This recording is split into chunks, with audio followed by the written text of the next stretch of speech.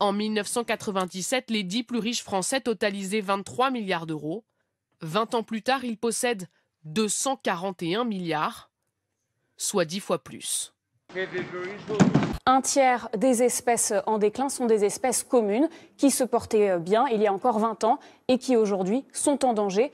En France, le chardonneret, ce petit oiseau, a vu sa population chuter de 40% en 10 ans. I'm a junk food junkie.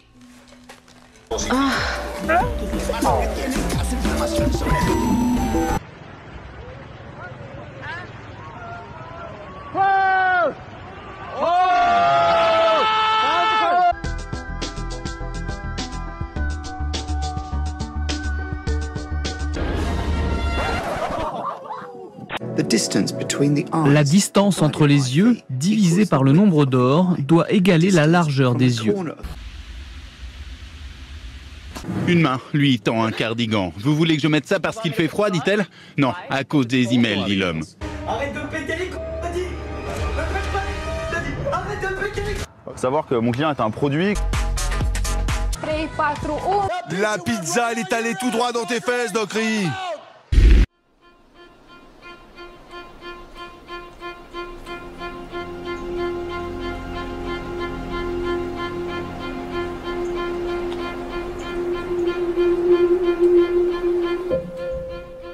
Nous faisons face à un système de domination qui nous exploite et nous oppresse au quotidien.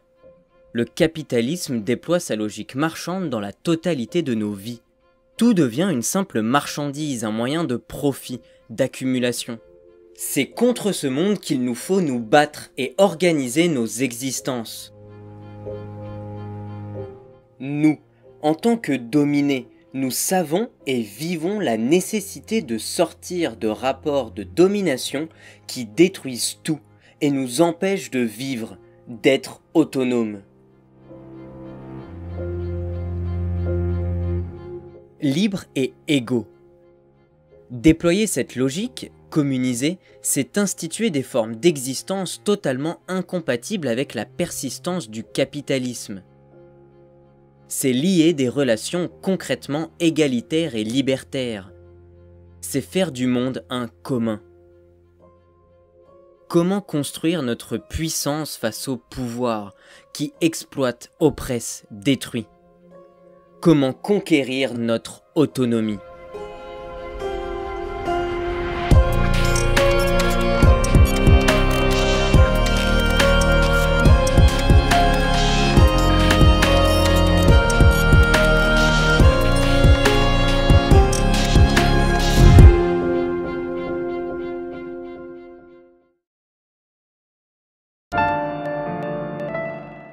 Tout commence par une explosion. Non, en fait, on sait pas si c'est le commencement et c'est pas vraiment une explosion. Mais le Big Bang, c'est pour l'instant la construction théorique la plus solide sur laquelle on peut s'accorder. Cause, conséquence, réaction en chaîne, l'univers se déploie, déterminé. La matière s'agrège, se compose, se recompose.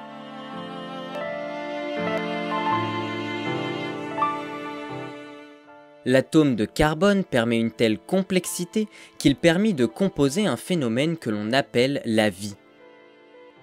La vie se manifeste par des organismes vivants ou êtres vivants, reconnaissables par la grande complexité de leur structure interne et leur activité symbiotique. Arbre dans lequel vit l'insecte mangé par l'animal qui nourrira la terre et dispersera les fruits pour l'arbre. L'ensemble de ces organismes forme un écosystème, un complexe de relations interdépendantes.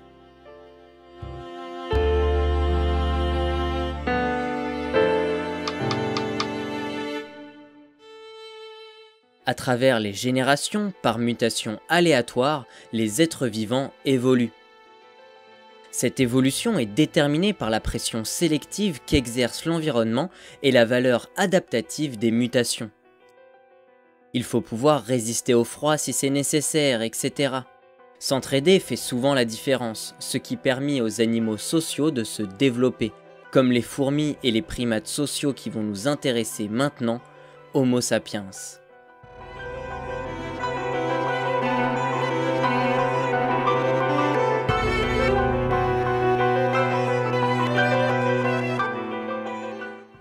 Homo sapiens reste nomade des milliers d'années.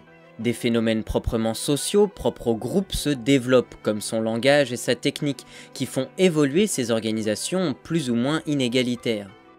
Puis Homo sapiens se sédentarise, ce qui lui permet d'accumuler, de cultiver, de protéger, de s'approprier ce qui constitue dorénavant pour ces grands singes une forme de propriété. L'esclavage, le système de propriété d'Homo sapiens sur d'autres, est très peu fréquent dans les sociétés de chasse et de cueillette. Il concerne principalement les femmes arrachées d'autres tribus. Il se développe surtout en même temps que l'agriculture et certains grands travaux qui conditionnent le développement des premières villes, des premières guerres, des premières formes de pouvoir centralisé de ce qui s'institue comme la civilisation.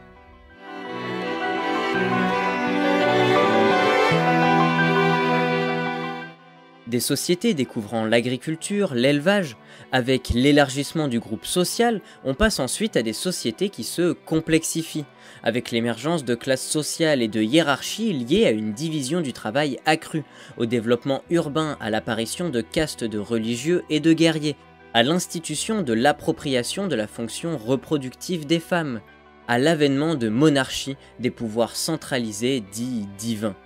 On passe de structures sociales basées sur le groupe tribal plus ou moins inégalitaire à la famille patriarcale. Le père est propriétaire de la famille, franchement inégalitaire. La politique et la loi s'instituent comme formalisation des décisions collectives. Prospérant sur l'exploitation et l'oppression, les empires s'étendent puis refluent. D'autres formes d'organisation les remplacent, comme la féodalité, système hiérarchique de seigneurs, des Homo sapiens qui ont un pouvoir sur les terres et les humains. L'esclavage recula et laissa place au servage, une forme de domination moins violente. D'autres alliances se forment à travers les communes, les guildes, pour organiser la solidarité et vivre libre, sans seigneur. L'Église, système religieux hiérarchique, devient une organisation de pouvoir. Les dominants s'échangent les choses dont ils ont la propriété, comme des esclaves. Le commerce se développe, les échanges marchands et leur logique devient de plus en plus centrale. Sur le marché, les choses deviennent des marchandises. Ils sont définis par leur valeur marchande, la valeur que les choses ont sur le marché. Les bourgeois, Homo sapiens spécialisés dans le commerce, achètent dans le but de revendre et d'accumuler cette valeur. Ils achètent des matériaux, des ouvriers et augmentent la valeur de leur propriété, de leur capital. Les pouvoirs des seigneurs, avec l'influence de l'Église, se centralisent dans les mains d'un Homo sapiens appelé le roi, qui a un pouvoir sur ce qui peut se vendre ou non. Avec l'évolution de la technique, la domination s'étend, et le commerce forme bientôt un système unifié, l'économie. Le pillage et la destruction des sociétés amérindiennes, ainsi que l'esclavage, constituent alors les conditions pour que ceux qui ont accumulé un capital, s'appuyant sur la soif de liberté populaire qui se propageait, renversent la monarchie absolue qui les entravait. C'est sur cette organisation que se fonda l'État-nation, comme contrôle hiérarchique d'un territoire adapté à la domination marchande. C'est le capitalisme.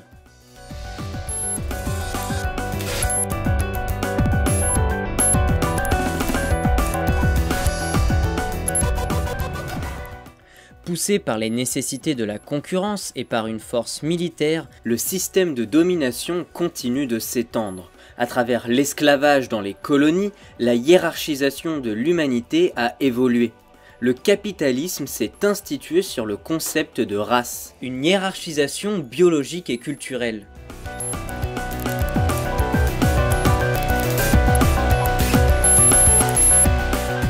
La technique continue de se développer à travers l'industrie. Les exploités luttant contre l'esclavage, l'exploitation prend le nom de salariat, une forme d'exploitation différente. La classe dominée qui s'organise met directement en danger l'exploitation de l'homme. Le système carcéral, la propagande et les armes de l'État défendent la propriété privée.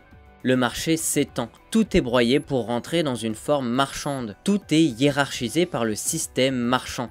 Tout est mis en concurrence et pour persister, le capitalisme doit continuer de croître. Il s'adapte à ses nécessités. Capitalisme d'État, capitalisme libéral, État-providence.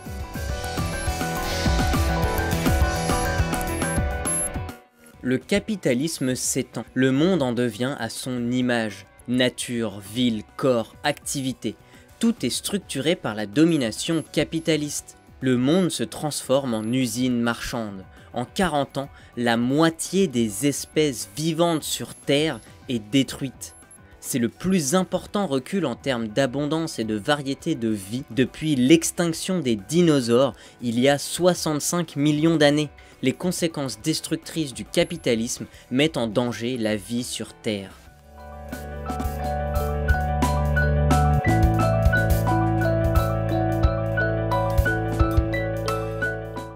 L'histoire est déterminante.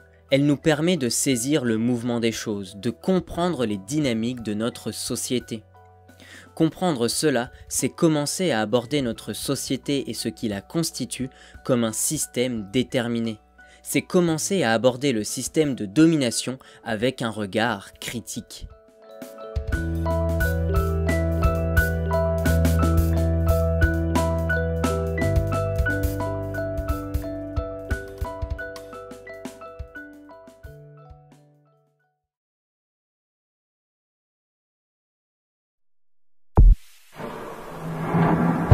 Le capitalisme structure toute notre existence.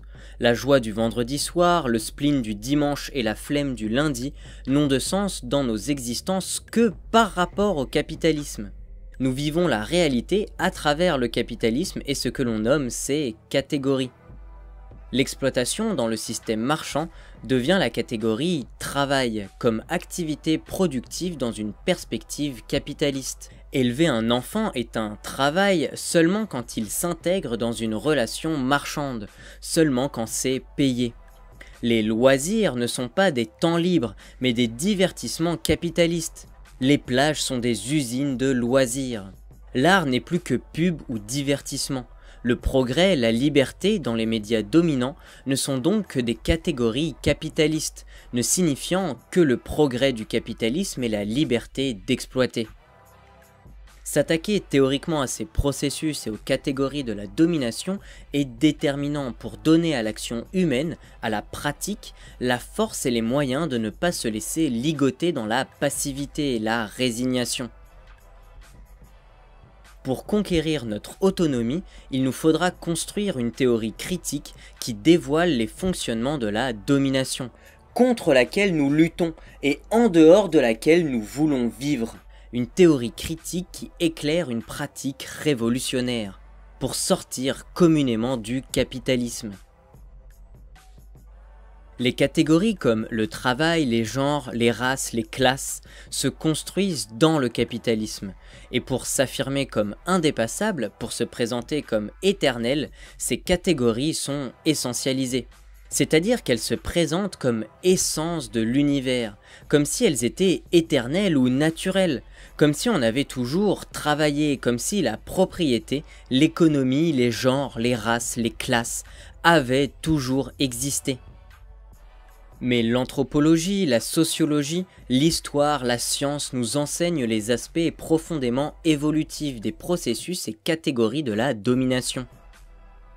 Une véritable écologie de nos rapports sociaux, qui s'articulent et évoluent à travers la domination, doit être étudiée.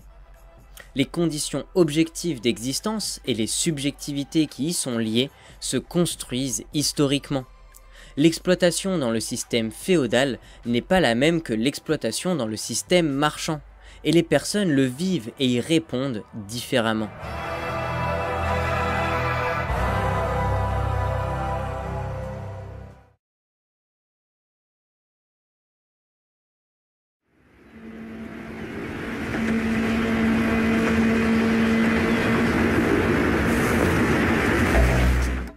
Faisons la critique d'une catégorie déterminante du capitalisme, la valeur marchande. La valeur d'une marchandise, par exemple d'un diamant, ne peut pas être découverte même par une analyse de ses atomes, puisqu'on ne trouvera que des atomes de carbone. Les choses ne possèdent pas de valeur définie. C'est une construction sociale qui prend forme à travers l'échange marchand. Dans cet échange, peu importe l'utilité des objets, leur valeur d'usage, ce qui compte c'est leur valeur marchande. Ce qui fait des objets des marchandises, c'est justement cette dissociation entre valeur marchande et valeur d'usage. Les valeurs d'usage sont qualitativement différentes, incomparables. La soif que comble l'eau est incomparable avec le toit qui abrite, alors que les valeurs marchandes sont identiques. Elles ne sont que quantité. Des milliers de bouteilles d'eau équivalent un toit. Ils ont la même valeur en tant que marchandises. Mais il faut des moyens techniques spécifiques pour permettre un tel processus, pour que tous les objets puissent se mesurer les uns les autres, puissent se hiérarchiser les uns les autres. Il faut pouvoir quantifier comme équivalent des objets aux différentes qualités. Comment hiérarchiser la lumière du soleil et l'air que l'on respire ?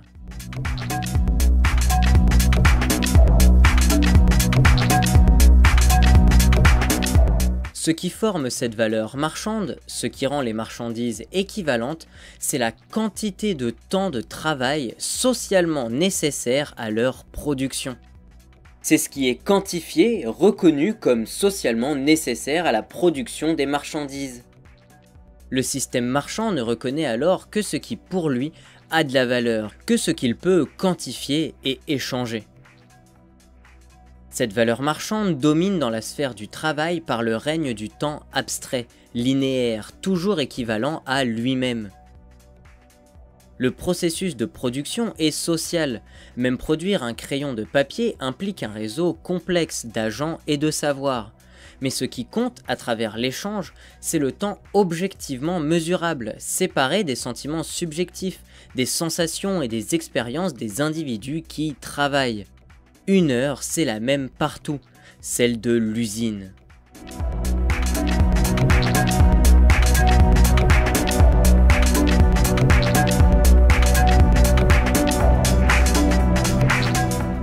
Il aura fallu plusieurs siècles de pression, une lourde technique et l'utilisation de la force brute pour que la masse des humains intériorise cette forme de rapport au temps.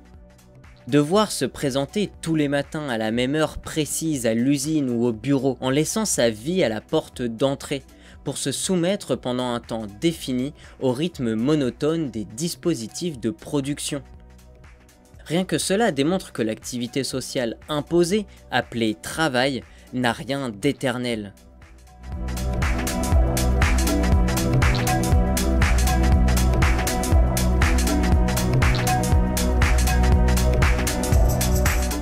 Si l'on suit le chemin que l'évolution du processus du travail parcourt depuis l'artisanat, en passant par la corporation et la manufacture jusqu'au machinisme industriel, on y voit une rationalisation sans cesse croissante, une élimination toujours plus grande des qualités personnelles et humaines des travailleurs.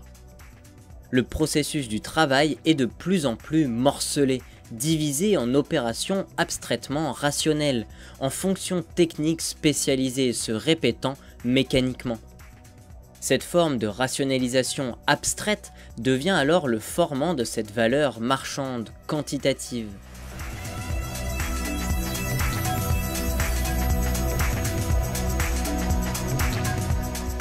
L'humain dans la production marchande devient alors lui-même une marchandise, une force de travail. L'humain s'intègre dans la hiérarchie des marchandises. Il vend sa force de travail, son temps. Il se vend à un propriétaire qui l'exploite.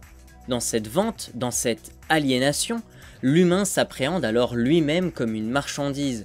Il extériorise ses facultés, ses organes. Il se fait usine. Assemblage de choses interchangeables comme le projette le transhumanisme.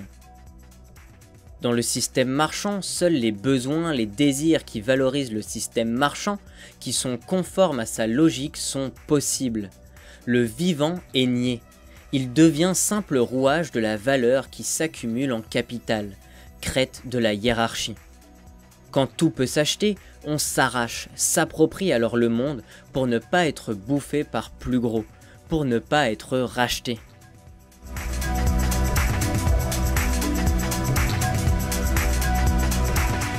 Le capitalisme, c'est ce rapport social de l'accumulation de la valeur à travers le système marchand. C'est ce rapport social institué qui persiste dans la violence. Il faut un lourd appareil technique, étatique, militaire, culturel, etc. pour permettre au système marchand de broyer tout sous forme de marchandises, pour que le capital continue de s'accumuler, pour qu'une abstraction domine la réalité.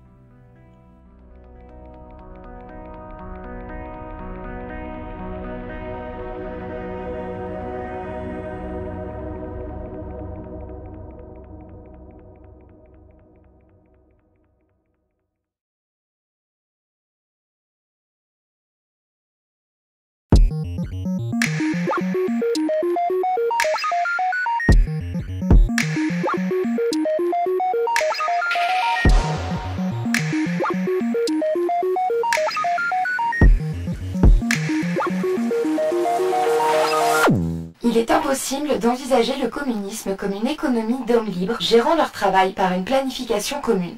Il faut maintenant commencer à réfléchir à ce que pourrait être une société sans travail, ce qui ne veut pas dire sans production, mais sans usine, sans chronomètre et sans souffrance.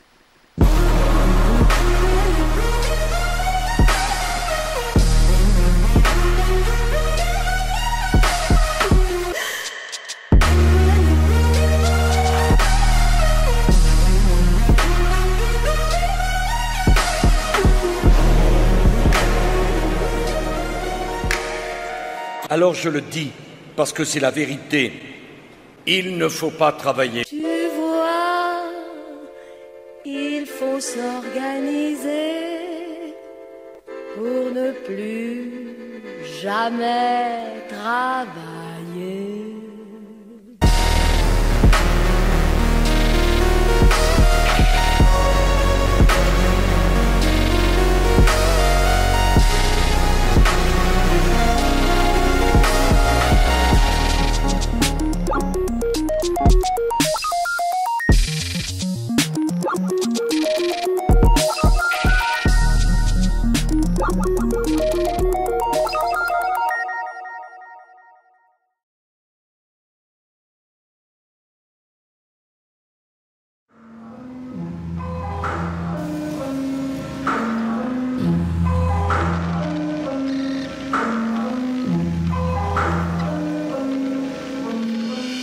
La critique de la valeur montre bien que le capitalisme est un système total, qui, structurant la production, structure aussi les consciences des hommes. C'est un fait social total qu'une critique se réduisant à l'économie ne peut cerner. En réduisant le capitalisme à des rapports purement économiques, quantitatifs, comme le fait le marxisme traditionnel, l'on reproduit en réalité cette approche abstraite qui ne saisit que des quantités et ignore les qualités. On essentialise la catégorie de la valeur et sa forme de rationalité abstraite, comme si on avait toujours pu tout quantifier. Dans cette approche, tout horizon révolutionnaire ne peut conduire qu'à une meilleure gestion, qu'à une meilleure répartition de la valeur, mais pas à son abolition.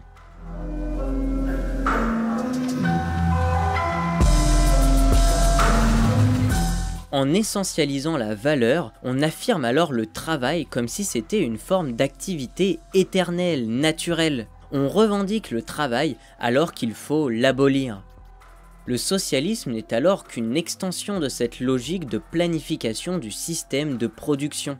C'est un développement de cette logique quantitative de la valeur, un capitalisme d'État.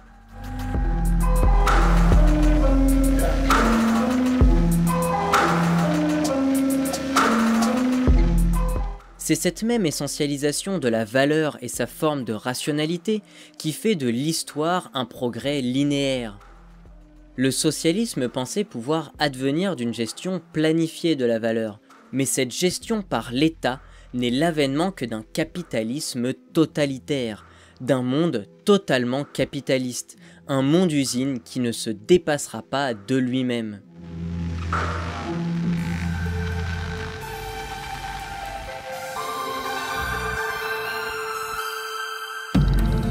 Mais cette valeur marchande, quantitative, dissociée de la valeur d'usage, qualitative, ne doit pas être essentialisée.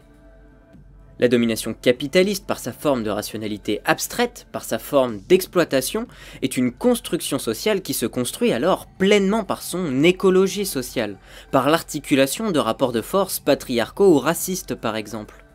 Le phénomène de dissociation est d'ailleurs à l'œuvre dans ces derniers. Par une socialisation dissymétrique, inégalitaire, que constituent la violence et les normes du patriarcat, l'homme se construit comme rationnel, fort, performant, et à contrario, la femme hérite d'un certain nombre de caractères, attitudes et sentiments comme la sensibilité, l'émotivité, qualifiée d'irrationnelle, la fragilité, etc. Les racisés, les socialement assignés à la catégorie de race, au contraire des non-racisés, à travers la violence colonialiste et ses évolutions, sont qualifiés d'exotiques, de sauvages, encore une fois d'irrationnels.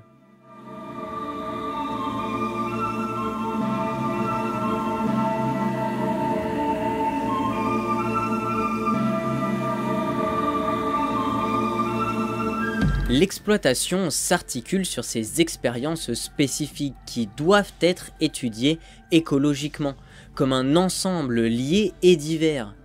Le passage d'une dissociation pseudo-biologique à une dissociation culturelle est l'un des exemples d'évolution de notre période capitaliste. La valeur marchande, à travers l'exploitation, hiérarchise socialement l'humanité, les cultures, selon sa propre logique, celle du système marchand qui quantifie, reconnaît les personnes comme plus ou moins productives de valeur. Une vie décente n'est alors pas forcément nécessaire pour produire des marchandises. C'est cette fracture, cette contradiction dans l'exploitation entre ce qui produit de la valeur et ce qui veut vivre, qui constitue la société de classe.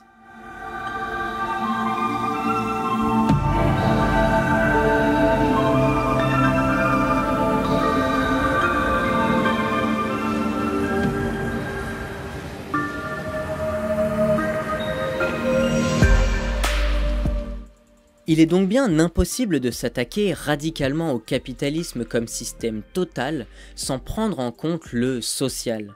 Mais il ne faut pas sombrer dans l'excès inverse. Il ne faut pas voir le social comme une structure séparée de la réalité matérielle. Il ne faut pas essentialiser le social. Le social est une construction matérielle, historique. C'est les conditions matérielles qui le déterminent.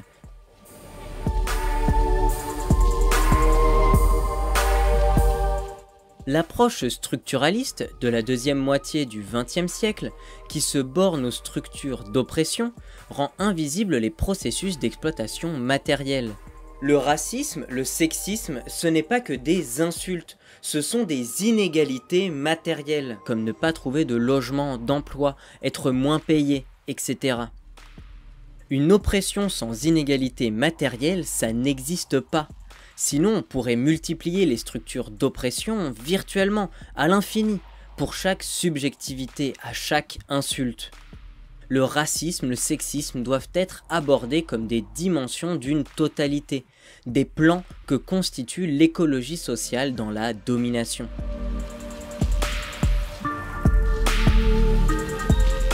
Le structuralisme s'inspire du langage comme modèle théorique.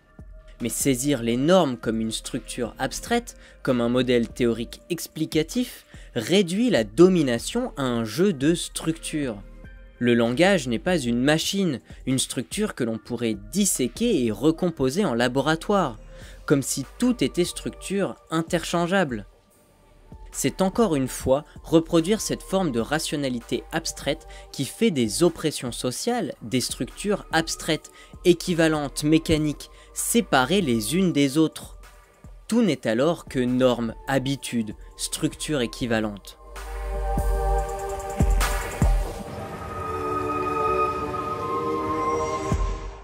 Analyser ces structures séparément, sans faire la critique de leur construction historique, de leur émergence matérielle, revient à essentialiser ces structures, à les considérer comme éternelles, naturelles. Les structures n'ont plus d'origine, tout au plus une historicité, mais pas une histoire. Analyser les transformations du système carcéral qu'à travers ces changements de forme, c'est en faire une structure naturelle, éternelle. Le structuralisme explique alors avant tout la domination, les inégalités, par ces structures d'oppression, et non par l'exploitation. Comme si on n'était pas violenté, exploité, mais juste mal organisé. Mais le racisme, le sexisme, etc., c'est plus qu'un biopouvoir, une mauvaise habitude. Réduire ces plans de la domination à des structures d'oppression séparées, des structures qui auraient une essence, seraient naturelles, éternelles, et ne plus percevoir leur aspect profondément construit, historique et donc éphémère, c'est fermer tout horizon révolutionnaire.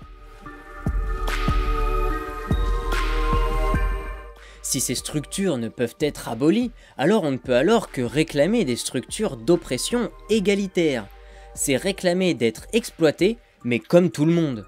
Le business communautaire, équitable, éthique, l'économie nationale ou même locale ne sont alors que des formes d'exploitation dont seul le vernis change. Si on ne s'attaque pas radicalement à ces structures, si on ne vise pas leur abolition, on se contente alors de les adapter, et l'économie peut perdurer.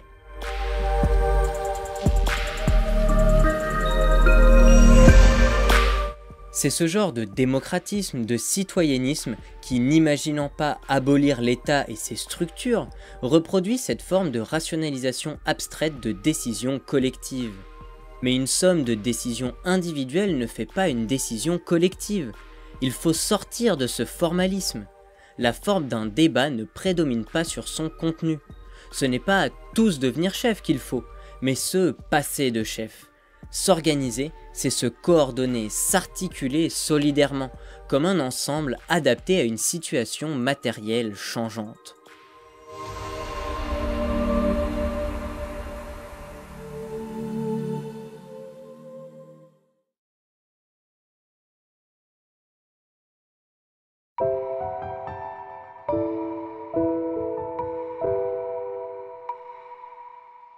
Il nous faut pourtant abolir ces dissociations en elles-mêmes.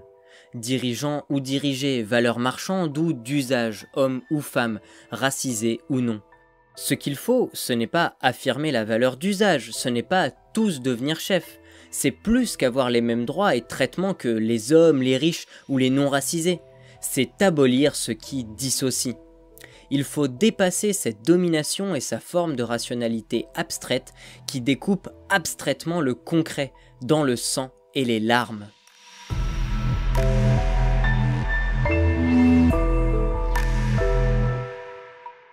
Ces dissociations découpent, divisent la société en classes. Division du travail, division sexuelle, division internationale. Cette division en classes est la forme même de l'exploitation et de l'oppression, de la domination. Il nous faut abattre ces murs, ces dispositifs de contrôle, de rationalisation abstraite qui nous classent autant dans le travail qu'à l'extérieur.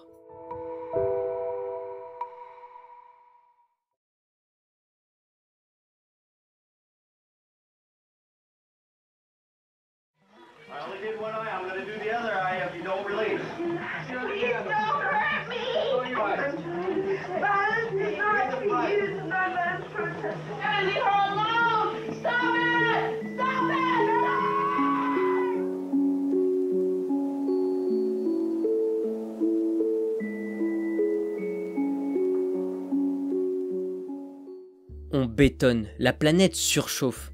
Dans un futur proche, des régions dépasseront les 50 degrés. L'extraction des ressources nécessaires à nos marchandises techniques détruit des paysages entiers. Nos déchets recouvrent et créent de nouveaux continents. On produit 2 fois plus que nécessaire pour nourrir la planète, mais la moitié crève de faim. La colonisation est aujourd'hui technique, le développement est civilisateur. Les femmes sont violées, mais solidairement affirment qu'elles n'en sont pas responsables, que leur corps leur appartient. La précarité devient la norme, nos conditions de vie sont de plus en plus fragiles, et tout espoir d'amélioration a disparu. Même les cadres ne rêvent plus de carrière mais d'exil. Sur les PC, on fait autre chose que bosser. On ne revendique plus le maintien de l'emploi, mais des indemnités. On ne revendique rien, mais on se révolte contre tout ce qui fait nos conditions d'existence.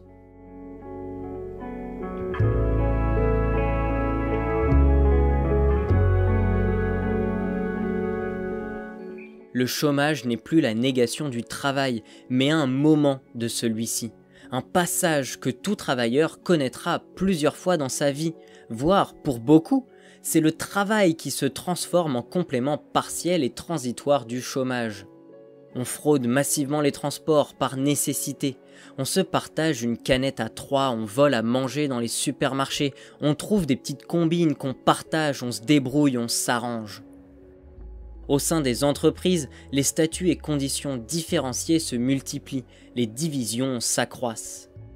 L'externalisation des tâches, le recours aux sous-traitants et aux agences d'intérim parcellise et divise les travailleurs en catégories multiples. Les mesures libérales de flexibilisation fragilisent encore nos conditions de vie. Tout le monde sait que les actions contre la loi travail n'étaient que des échauffements qui annoncent une nouvelle période.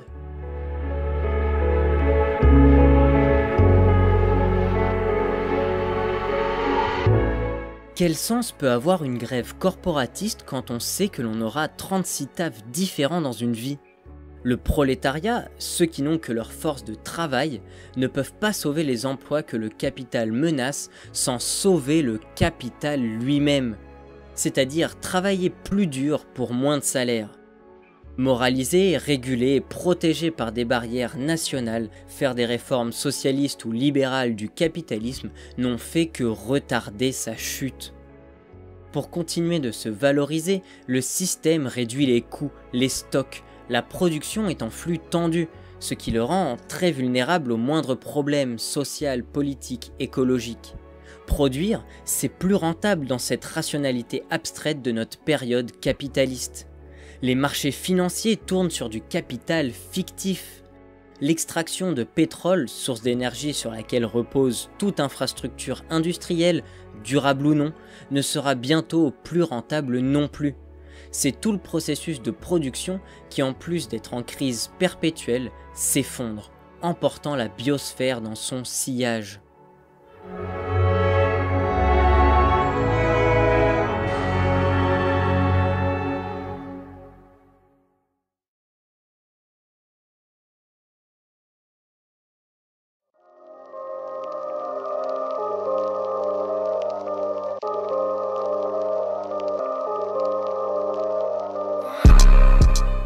Ce n'est pas une mission historique, ce n'est pas en tant que classe du travail, mais contre cette société de classe, cette hiérarchie qu'il faut se battre. C'est une nécessité pour le vivant et ce qui veut vivre. Le pouvoir n'a jamais rien lâché sans y être contraint, et il ne le fera jamais. Il broiera tant qu'il peut. L'abattre est aujourd'hui une question de survie. Être pragmatique, ce n'est pas négocier le pourcentage d'abattage des forêts, de population de poissons, la toxicité de notre eau.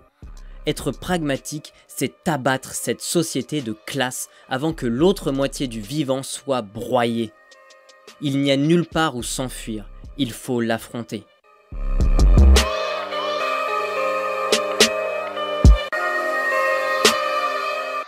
En tant que dominés, nous savons et vivons la nécessité de sortir de relations de domination qui détruisent tout et nous empêchent de vivre, d'être autonomes.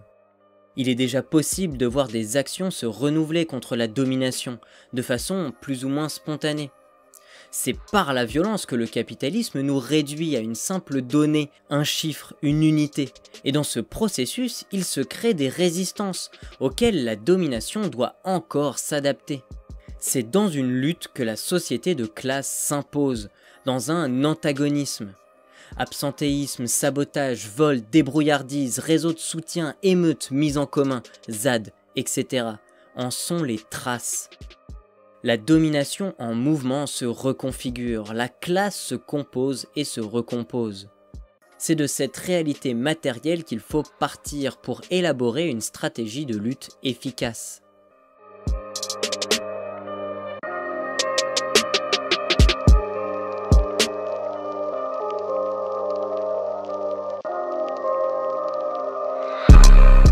Notre solidarité, la débrouillardise, la mise en commun sera une nécessité première pour vivre dans cet effondrement.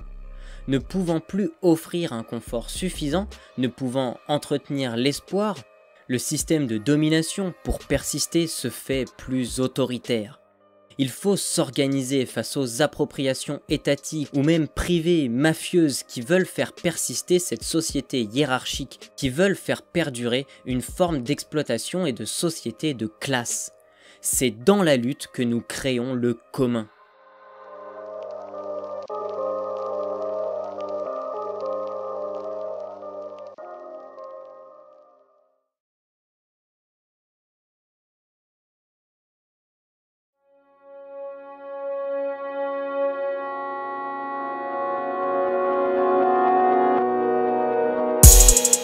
Face à ce système totalitaire, il faut créer des poches d'air, des espaces de liberté. Il faut s'attaquer concrètement à ceux qui nous exploitent.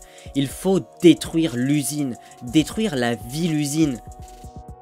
Il n'y a rien à attendre de fausses solutions qui ne font que reconfigurer la domination, qui ne font bien souvent qu'étendre la domination, le contrôle. Les autolibres n'ont rien d'écologique. Ce ne sont que des artifices marchands, elles ne sont qu'opium qui nous empêchent de construire de vraies solutions communément. Les centres commerciaux détruisent les liens que tisseraient des activités locales, autonomes. Les transports en commun, l'architecture des banlieues, les outils de travail sont les outils de la domination auxquels s'attaquent spontanément les exploités, les vivants comme tels. Il faut détruire ce qui quantifie dans le seul but de quantifier, d'échanger. Il faut redonner aux rues leur fonction vitale, détruire les artères marchandes. Elles doivent être des lieux de vie et non de circulation des marchandises.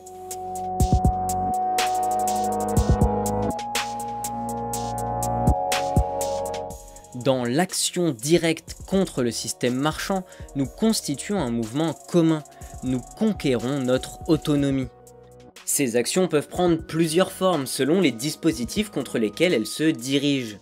Comme le sabotage, pratique historique de l'anarcho-syndicalisme, qui doit aujourd'hui s'étendre au champ élargi de l'usine, la ville, ses moyens de contrôle, les réseaux de transport marchands, etc. À Grenoble, en avril 2017, les valideurs à quai des trams ont été mis hors service en y versant un liquide corrosif. De façon répétée, ce genre d'action peut permettre la gratuité des transports. Faire payer les transports étant de fait impossible, réparer n'étant pas rentable. Comme l'occupation, la mise en commun de lieux de vie tels les ZAD ou les squats qui, tout en résistant au développement de la domination, nous permettent d'organiser la lutte et de vivre de nouvelles formes d'existence, des formes non marchandes et non hiérarchiques, communes et anarchiques. À Notre-Dame-des-Landes, on affrontait un projet d'aéroport destructeur. On cultive, fait de la récup. À Bure, on lutte contre l'enfouissement de déchets nucléaires qui n'est qu'une impasse pour cette industrie. Comme l'autoréduction qui consiste à imposer la baisse d'un prix d'un produit ou d'un service, voire sa gratuité, à mettre en bien commun ce qui est produit, tel que cela s'est fait dans le mouvement autonome italien des années 70. À Parkdale, suite à l'embourgeoisement, le propriétaire voulait augmenter les loyers, mais les locataires se sont organisés un par un et ont organisé une grève des loyers. Ils ont arrêté de payer leurs loyers et ont stoppé les augmentations qui menaçaient d'expulsion de nombreux locataires. Comme un potager commun, comme un groupe de discussion, d'agitation, d'information, d'aide, comme du hacking, le développement de logiciels libres et sécurisés, de low technologie, des placards communs dans nos quartiers, des plantations sauvages, des manifs sauvages, etc.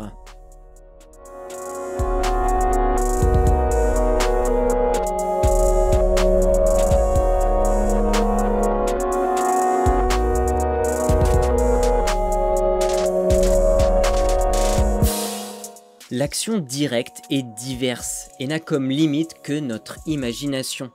Ce qui la définit, c'est son caractère direct. Nous agissons de nous-mêmes, avec nos propres forces et moyens, comme l'ont fait les anarcho-syndicalistes aux heures victorieuses de la CGT. Nous ne jouerons pas leur jeu parlementaire, nous n'avons pas d'intermédiaires, de représentants, de bureaucrates. Nous ne déléguerons jamais notre puissance pour qu'elle se perde dans des négociations syndicales et politiques ou des accords écologiques qui ne sont que du spectacle. Nous sommes autonomes et nos actions sont directes. Elles communisent contre le capital.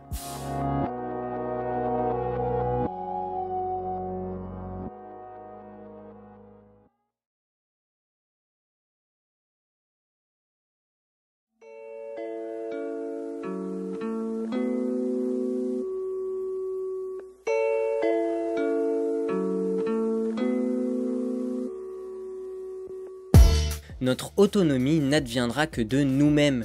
Elle ne pourra venir de la domination capitaliste, de son évolution logique, de l'avènement mécanique du socialisme ou même de la prise du pouvoir.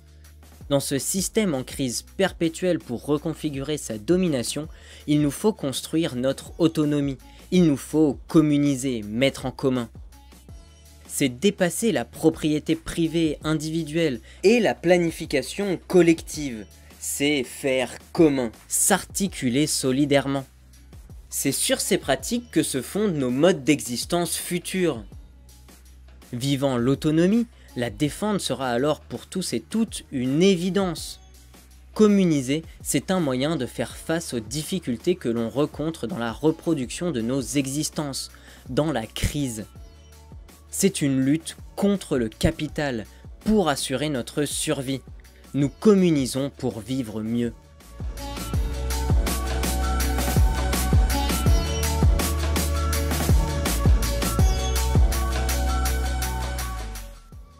Entre amis, entre collègues, en groupe affinitaire, il nous faut nous organiser de façon égalitaire et libertaire. À travers nos relations, il nous faut abattre les différentes dissociations qui nous classent pour être concrètement égaux. Il nous faut instituer l'entraide pour nous libérer concrètement. Il s'agit de plus qu'une égalité ou d'une liberté formelle, abstraite, absolue, individuelle. C'est ensemble que l'on se construit, au consensus, avec l'accord de toutes. Il nous faut créer des collectifs puissants qui vont s'attaquer au processus et aux catégories instituées de la domination. Sa répression meurtrière, sa socialisation inégalitaire, sa misère et son luxe, sa violence, etc. Des changements individuels, une morale individuelle, une pureté militante ne créera jamais un rapport de force qui émancipe. Toute exploitation, oppression, toute hiérarchie à travers nos relations doit être défaite communément. La liberté n'est pas la liberté d'exploiter et d'oppresser. S'approprier, faire propriété n'est pas liberté, n'est pas communiser.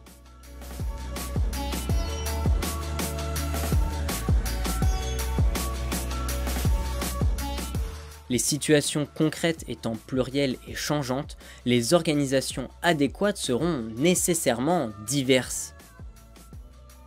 Selon les problèmes, selon les compétences, les besoins, les désirs, les moyens, l'organisation s'adapte au concret.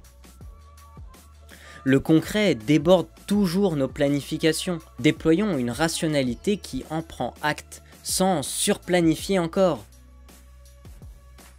Les solutions ne préexistent pas aux différents problèmes, elles se construisent communément, selon les diverses déterminations qui nous lient.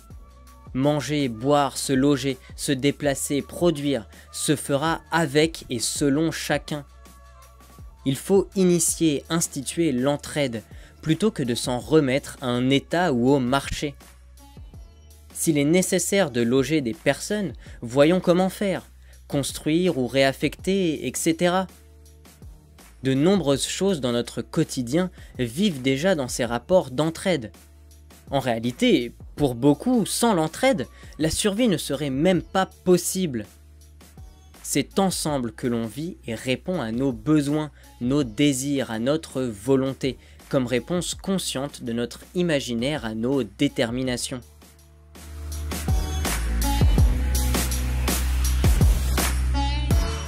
La médiation du système marchand nous tue. Ces impératifs abstraits, économiques et politiques menacent tout. Il faut abolir l'économie en tant que rationalisation abstraite des besoins. L'économie n'est pas quelque chose qui aurait toujours existé. Tout échange ne relève pas de relations économiques. C'est une catégorie spécifique de notre période historique. Il y a d'autres moyens de répondre à nos besoins que la médiation du marché ou de l'État. Nous pouvons répondre à nos besoins directement, communément, sans médiation, sans abstraction. Cette rationalité concrète vise la satisfaction immédiate, directe, autonome des nécessités de l'existence. C'est s'organiser selon nos propres règles, égalitaires et libertaires. Une chaise dans le capitalisme n'est pas la même chose qu'une chaise dans la communisation, car elle ne renvoie pas au même écosystème social, au même processus de production. Il faut imaginer ce qu'une ZAD à l'échelle d'un pays peut déployer comme puissance et comme diversité de formes d'existence.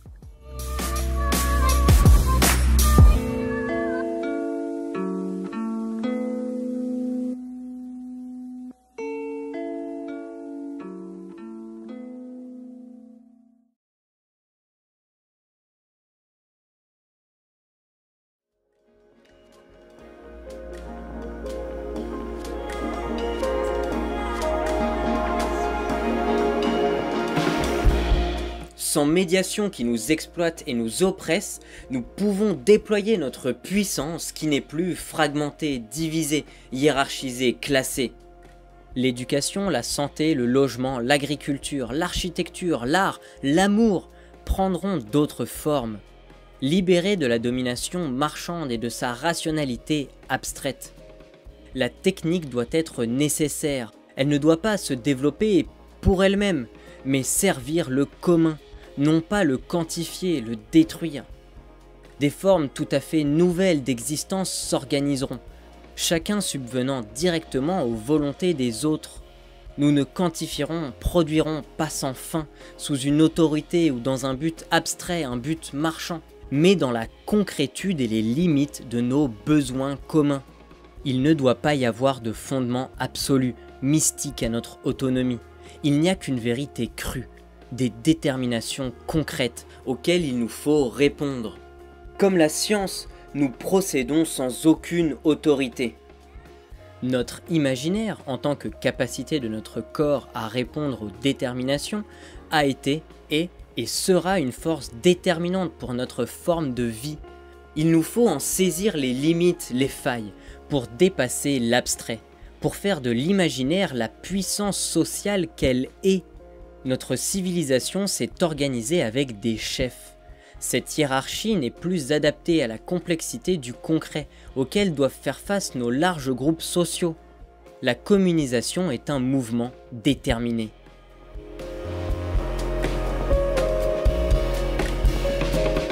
Selon les nécessités qu'impliquent les différentes échelles géographiques, locales, régionales, internationales, nous pouvons former des fédérations autonomes, égalitaires et libertaires.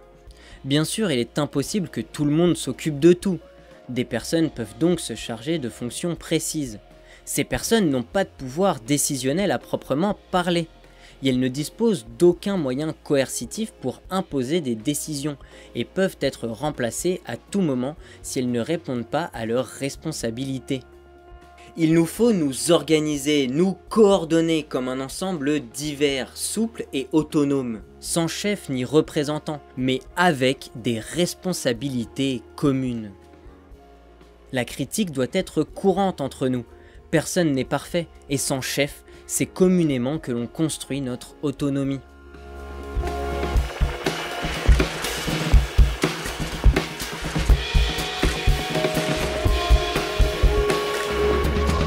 Cette autonomie peut nous permettre une diversité tactique, allant de la lutte non violente, de l'expérimentation de zones d'autonomie, à des formes de lutte plus clandestines, qui se lient stratégiquement dans la lutte. Cette souplesse, puissance tactique face à la totalité capitaliste, est, de plus, un moyen de faire face au niveau de surveillance auquel il nous faut faire face. Nous devons nous connaître pour nous faire confiance. il nous faut veiller les uns sur les autres. Et sans centre d'organisation, il est d'autant plus difficile pour l'État de nous contrôler, de nous administrer et de nous réprimer, nous casser. Sans chef, notre mouvement est alors pour eux ingouvernable.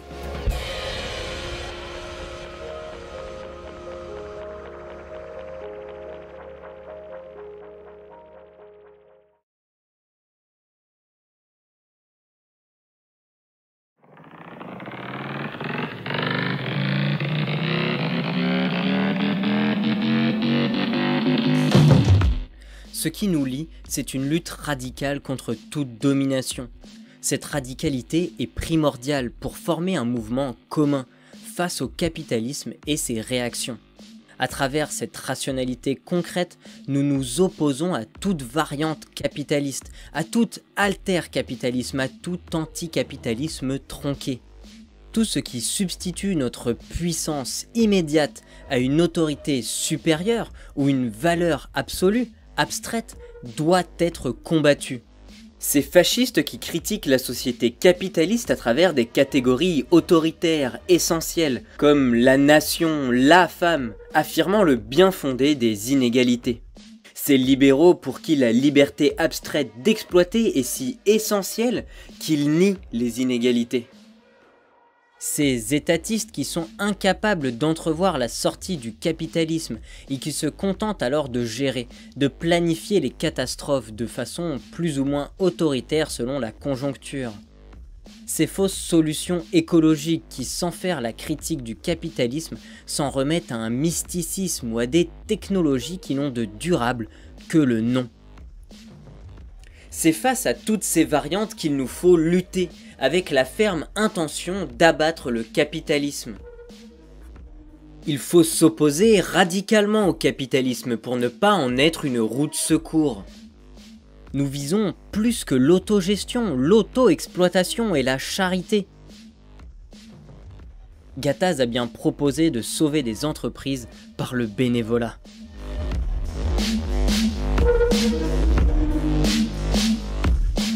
Il est nécessaire d'être offensif et d'ancrer nos pratiques dans un rapport de force, sous peine d'être récupérés. Solidaires dans notre radicalité, nous constituons un front autonome, en rupture radicale d'avec le capitalisme. Aider son prochain, protéger un coin de nature, n'a aucun avenir si on ne s'attaque pas radicalement au capitalisme qui finira par le bouffer. C'est conscient des nécessités écologiques et sociales que nous communisons. C'est cette lutte pour notre autonomie qui construit notre futur monde commun.